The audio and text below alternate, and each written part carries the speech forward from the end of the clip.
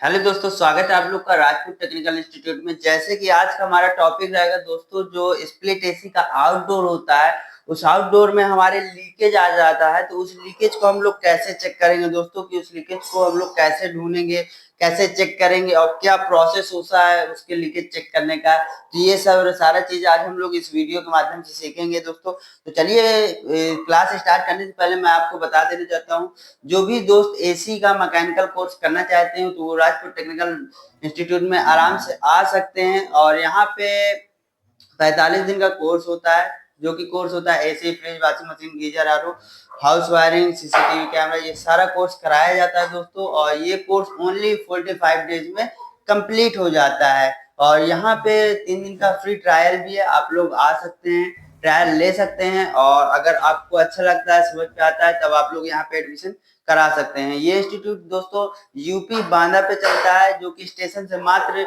1.5 kilometre की दूरी पे है। आप लोग अगर आना चाहते हैं तो दिए गए नंबर पे कॉल या एसएमएस के थ्रू कांटेक्ट कर सकते हैं। अधिक जानकारी के लिए विजिट कर सकते हैं आप लोग राजपूत टेक्निकल इंस्टीट्यूट। तो चलिए मैं स्टार्ट करता हूँ क्लास को बिना देरी किए हुए। तो जैसे कि आप देखेंगे, आज का हमारा टॉपिक है दोस्तों स्प्लिट एसी के आउटडोर का लीकेज चेक करना। जो हमारी एसी होती है, तो मैं आपको देखिए इस वीडियो के माध्यम से दिखा रहा हूँ कि ये आउटडोर क्या होता है। तो देख सकते हैं आप लोग, ये आउटडोर है। और इस आउटडोर के बारे में हम लोग अब चलते हैं और देखते हैं इस स्प्लिट एसी क्या है। जो आउटडोर होता है, उस आउटडोर के अंदर जो हमारे कंडेंसर कॉइल होता है या कहीं भी ज्वाइंट होता है, वहां पे अगर लीकेज है तो उस लीकेज को हम लोग प्रॉपर तरीके से कैसे पकड़ेंगे और कैसे उसको रिपेयर करेंगे और कैसे उसको ठीक करेंगे, क्या प्रोसेस होता है दोस्तों उसके लीकेज चेक करने का और लीकेज को ढूंढने का। तो सबसे पहले मैं आपको बता दूं, जैसे कि इस डायग्राम में आपको देख पा रहे होंगे कि ये हमारा आउटडोर है दोस्तों, जो कि आउटडोर बना हुआ है। और चलिए मैं इसको भी हटा देता हूं ताकि आप लोग को कोई डाउट न क्लियर हो सके। ये डायग्राम इसलिए पहले से बना दिया गया है कि आप लोग को कोई प्रॉब्लम ना हो दोस्तों।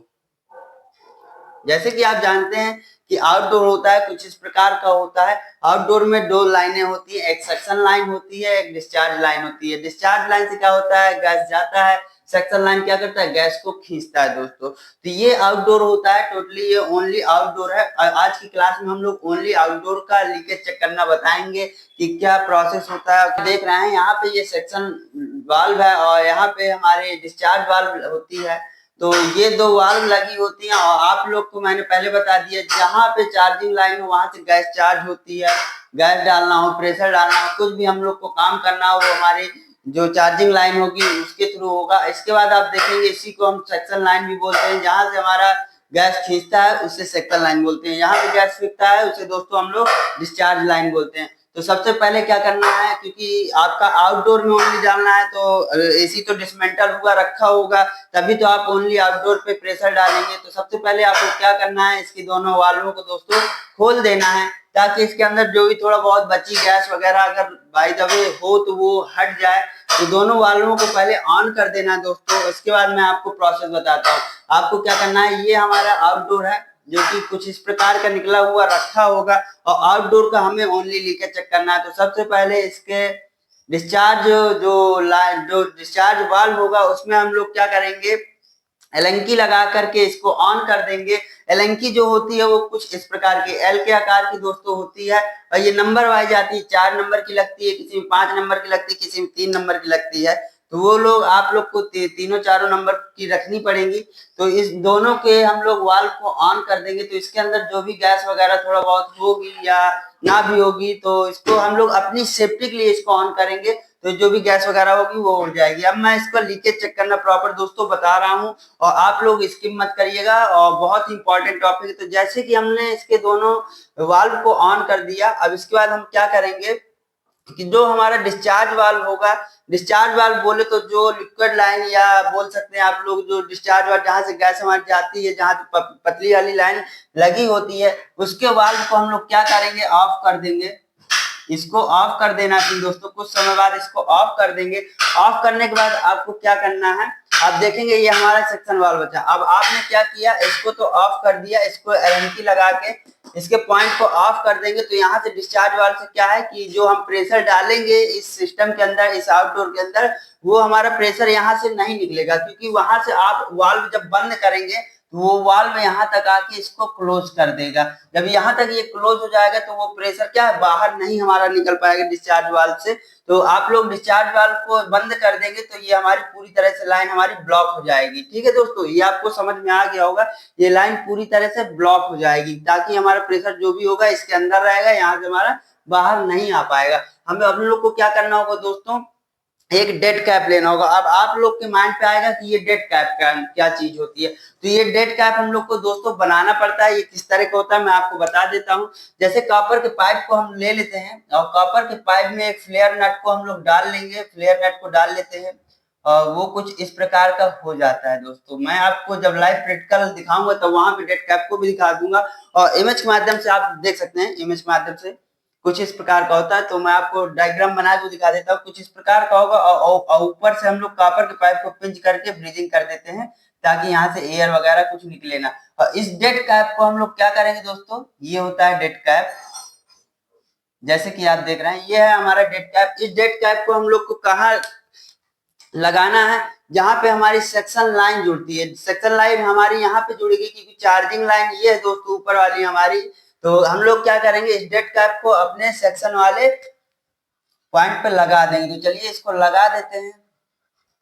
ये देखिए कुछ इस प्रकार से इसको हम लोग कनेक्ट कर देंगे दोस्तों। तो ये हमारी इस प्रकार से कुछ कनेक्ट हो गई है और ये डेड कैप हमारा ऊपर से क्या होता है दोस्तों, क्लोज होता है। तो ये इस प्रकार से हमको इसके ऊपर कस देना है। कहाँ पे कसना है आपको, सेक्शन वाल्व जहाँ पे होता है वहां पे सेक्शन लाइन की जगह पे इसको लगा के कस देना है। और इसके वाल्व को हमेशा ऑन ही रखना है दोस्तों। क्या करना है, सबसे पहले आपको इसके वाल्व को ऑन ही रखना है।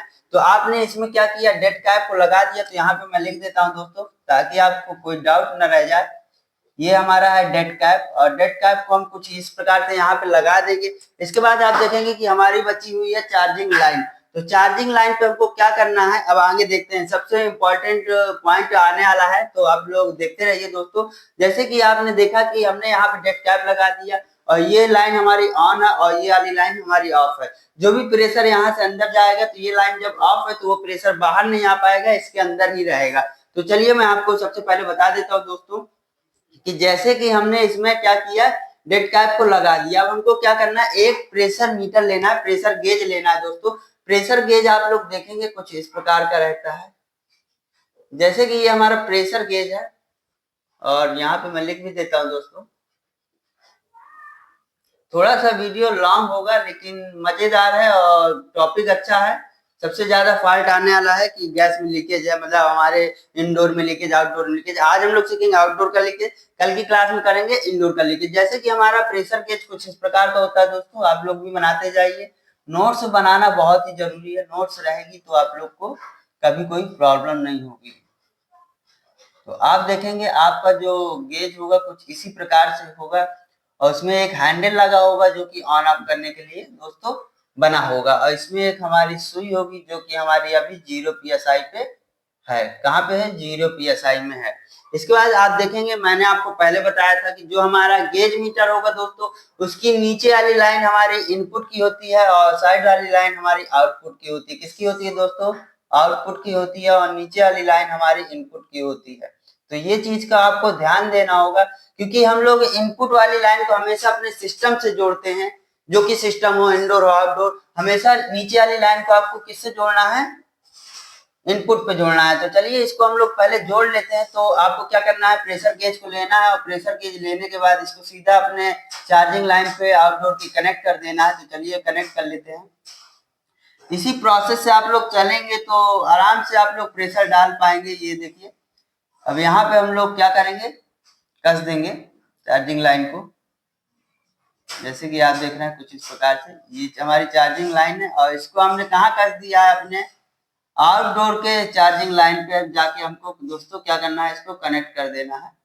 तो चलिए यहाँ से हम थोड़ा चेंज कर देते हैं। हमने ये प्रेशर गेज को इसके सेक्शन वाली लाइन पे जो हमारी चार्जिंग लाइन होती है, चार्जिंग लाइन पे हमने क्या किया, प्रेशर गेज के इनपुट वाले पॉइंट को हम लोग ने चार्जिंग लाइन को लगा करके सीधा हम लोग कहाँ ले गए, कहाँ पे हमारे आउटडोर की जहाँ पे चार्जिंग पिन हमारी लगी होती है यहाँ पे हमने कनेक्ट कर देना है।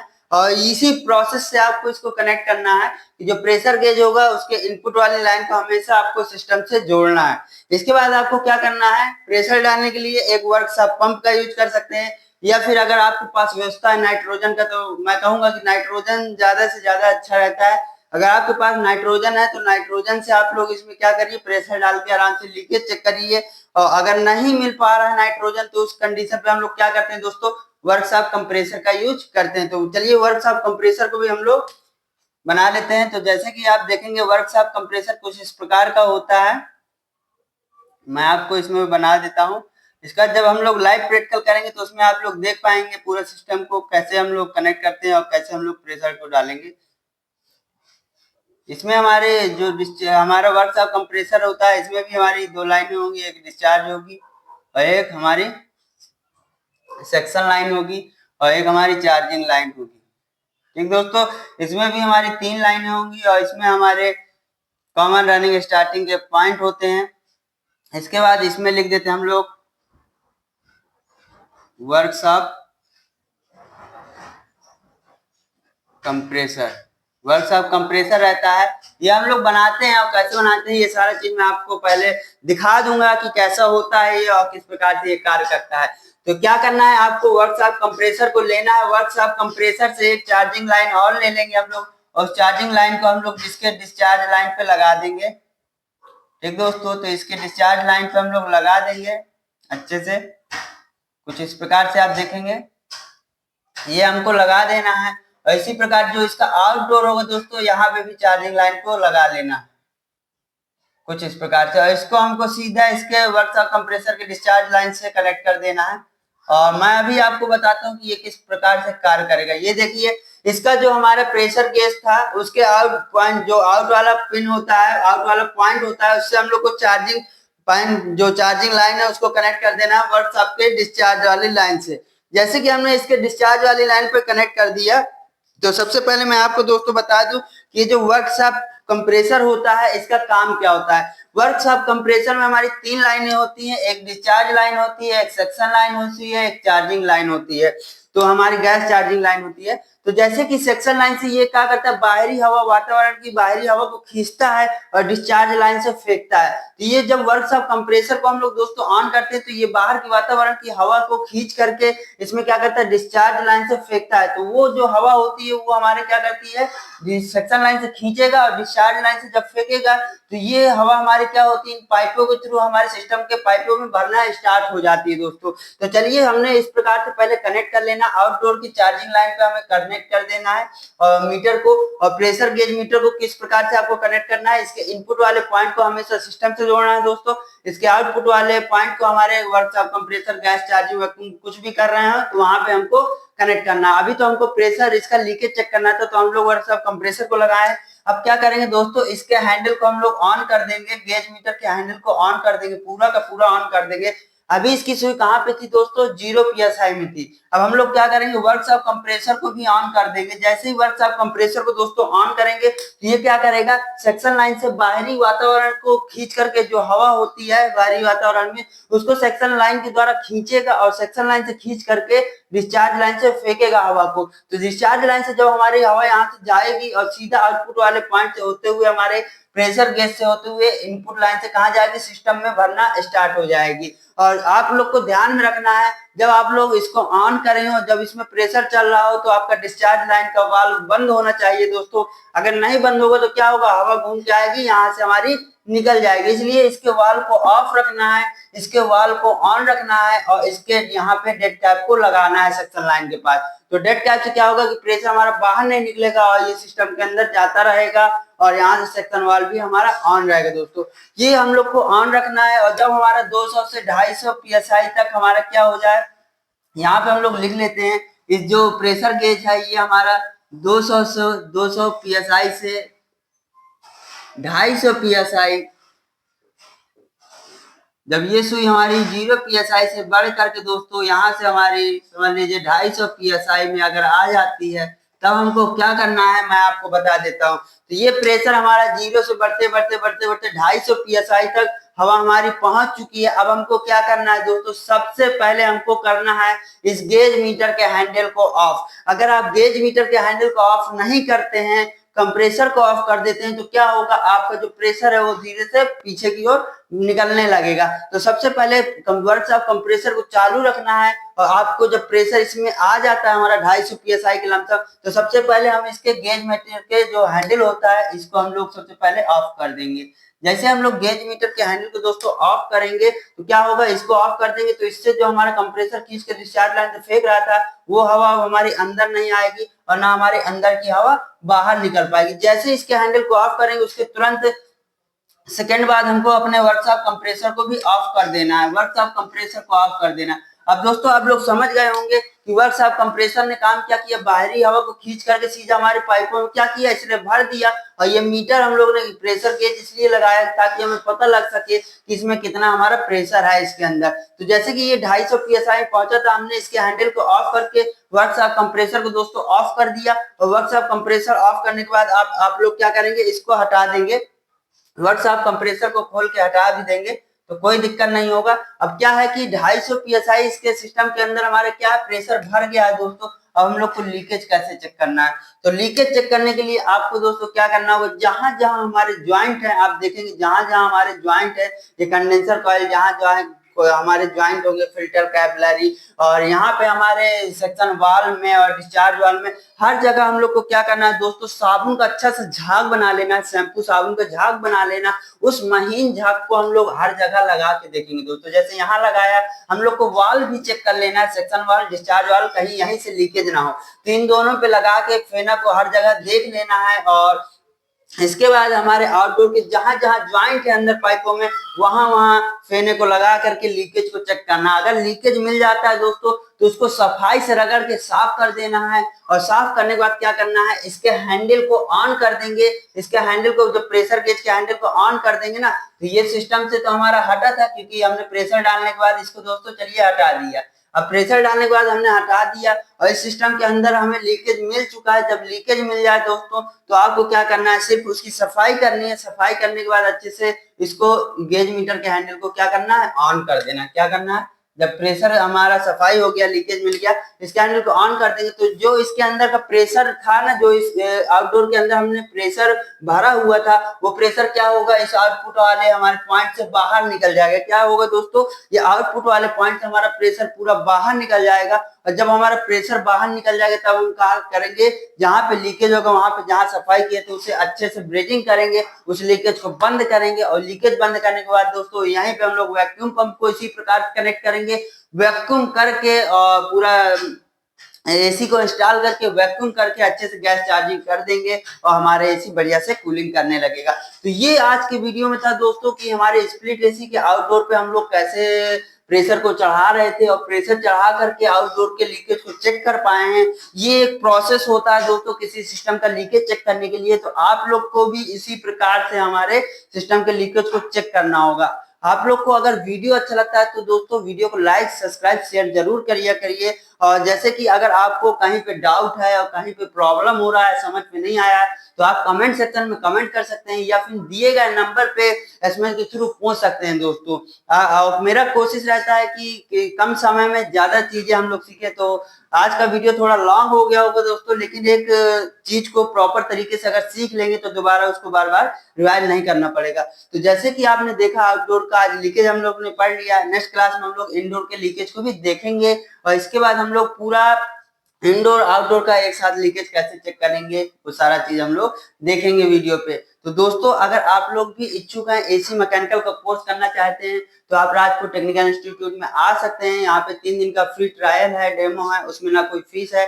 आप लोग आइए, आराम से रहिए और देखिए, समझिए उस चीज को। अगर आप समझ रहे हैं, अच्छा लग रहा है, तो आप लोग आराम से एडमिशन ले सकते हैं। अगर आपको समझ में नहीं आता है, आप लोग जाना चाहते हैं, तो उसके लिए आपको कोई रोक टोक नहीं है। और यहाँ पे इंस्टीट्यूट में रुकने की सुविधा है, गैस चूल्हा बर्तन सारा कुछ मिल जाता है इंस्टीट्यूट के साइड से। तो आप लोग को सिर्फ खाली आना है और यहाँ पे आके डेमो लेना है, देखना है। अगर अच्छा लगता है तो कोर्स को ले सकते हैं, कर सकते हैं। ये कोर्स दोस्तों 45 डेज के अंदर हो जाता है कंप्लीट। और मैं ये चीज एक चीज और बता दूं कि दोस्तों बहुत सारी जगह इंस्टीट्यूटों में ये होता है कि काफी लोग एसएमएस जब आता है, कॉल आता है, बताते हैं कि बहुत जगह बोलते हैं कि 45 दिन का बोला सर और 3-3 महीना ले लेते हैं। तो यहाँ पे ऐसा नहीं है। अगर मैंने 45 दिन का बोला है दोस्तों आप लोग से, तो मैं 45 दिन में ही कोर्स को पूरा कंप्लीट करा दूंगा। अदरवाइज अगर कोई चीज का डाउट रह जा सकता है तो आप लोग आराम से रह के उसको पूछ सकते हैं। और इसके बाद अगर कोई और भी रह के अच्छे से सीखना चाहता है, सीख तो जाता है 45 दिन के अंदर,